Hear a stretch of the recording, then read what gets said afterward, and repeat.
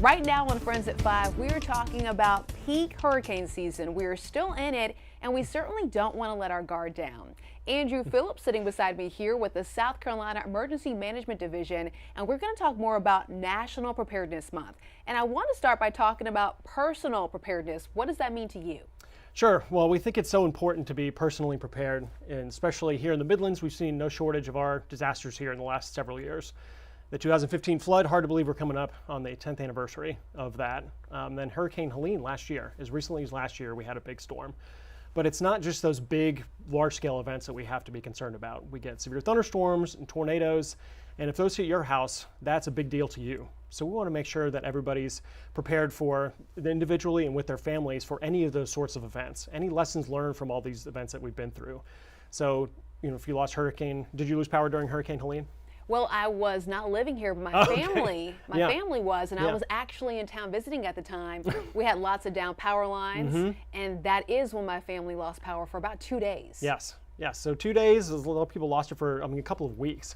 So that was last year. Anything you learned from last year, like, okay, I wish I had blank during that power outage during Helene.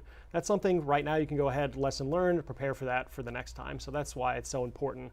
And we always emphasize, have a plan and make it personal. So that's developing a plan for your family, your friends, your neighbors, making sure that everybody knows what they're going to do during an emergency and then has an emergency supply kit. That stuff is also important. Let's talk about that supply kit. Sure. You said that for me, it might look a little different because I have a toddler. I also have 2 dogs, very large dogs. But let's talk about that. Sure.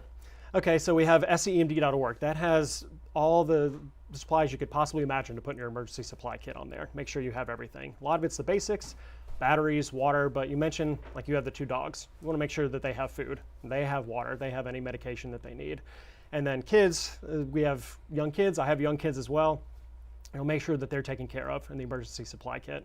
And one thing I thought of on the way over here is those applesauce pouches. I'm sure that every toddler in America, I think, loves those things. It's a great thing to put in an emergency supply kit.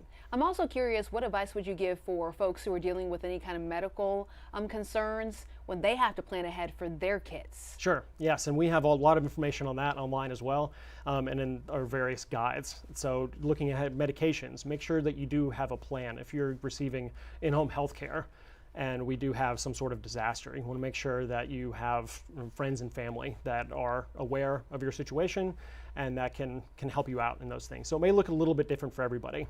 So that's why it's important to go to our resources and find all those things. Do you feel like folks are sometimes putting their guard down and thinking, oh, it won't happen, it's going to pass over? Yes, I think that a lot, and I think we really need to change our mentality from, it can't happen to me to, it may happen to me, and if it does happen, I want to make sure I'm as prepared as I can, not only for myself and my family, but also for my neighbors who may not be as prepared as I am. I want to hand this to you, make sure that people know how to access your guide and your website. Can you share that with us? Sure. So we do have these paper guides, hurricane guide and earthquake guide. We also have a winter weather guide, which hard to think about right now. It's 90-something degrees outside. Right. But winter weather is coming. And then our public information team is also developing a flood guide. So we're keeping up to date with the latest information, trying to make sure that's as available as we can to everybody. So that's posted on our website, SEMD.org. And then we have an SC Emergency Manager app as well that has all the same information on there, and also things like earthquake notifications, which we've had our fair share here in the Midlands as well. So if you're sitting around and somebody starts shaking and somebody goes, hey, was that an earthquake? You can look like the smart person in the room and pull out your phone and say, yeah, it was a 2.6 according to my SE Emergency Manager app. You can be exact. Right. Well, thank you so much for your time. We want to make sure that folks are prepared, that they know how to get ready right now. We never know what's coming. It's going to be a long rest of our hurricane season. Yes. And we'll make sure that we get all of this information, including your website, on our website, that is WLTX.com. And I think that we're going to be talking to you again when it's wintertime. I'm sure. Yes, it's coming soon. It's coming soon. All right.